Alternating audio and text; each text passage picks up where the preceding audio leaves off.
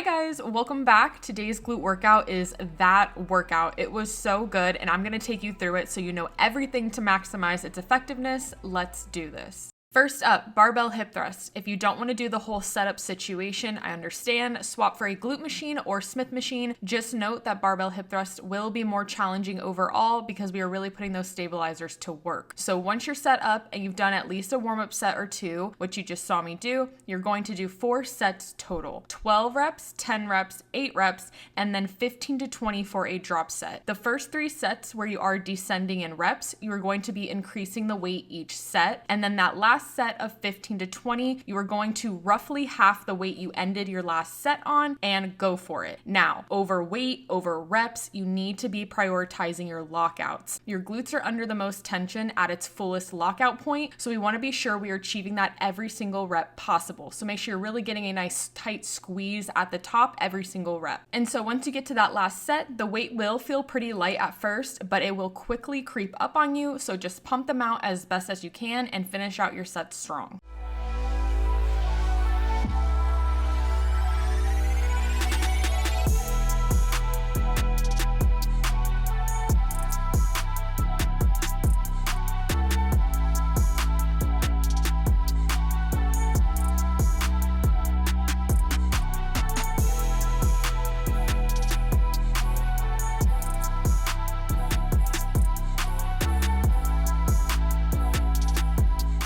Next is trap bar RDLs, another RDL variation I love. If you have never done these, before you shy away, try them out because the weight distribution is amazing for the glutes here. Now, if your gym doesn't have a trap bar, you can use a barbell or dumbbells, but I highly recommend the trap bar for this workout if you can. We are doing 3 sets of 8 to 10 reps, increasing the weight each set. And just like with every RDL variation where we are prioritizing the glutes, we want to be driving those hips as far back behind us as possible while allowing the weight to move down.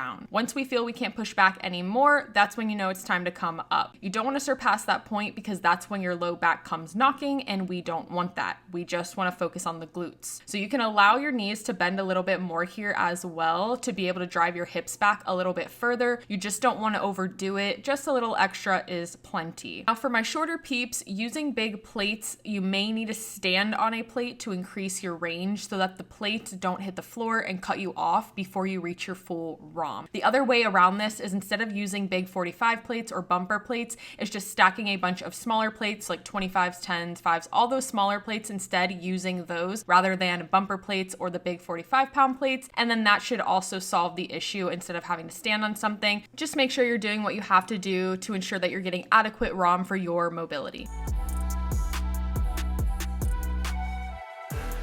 Next is a straddle lift using a dumbbell. If you don't want to stand on plates, flip your dumbbell to its side and hold it, and you should have plenty of range. If you want to use a kettlebell instead of a dumbbell, that is also fine, but you may then have to stand on plates because kettlebells do hang low. So the key to a straddle lift is to approach it with the understanding that it is a mix between a squat and a deadlift. So you want to think driving your hips back while squatting down with the weight. The hinged forward position while performing this exercise is intentional. So all of that is what will give you the glute drive, the glute stretch, and the depth combination here. Since it is also partly a squat, you will naturally reach more depth than your RDL, but the same idea applies where you want to only go down as low as you need for that full stretch at the bottom. If you pass that point in your squat, your pelvis will begin to pull under, aka a butt wink, releasing that tension off your glutes, which we don't want here because we're trying to maximize the glutes. So think push back, sink down, full stretch, come back up.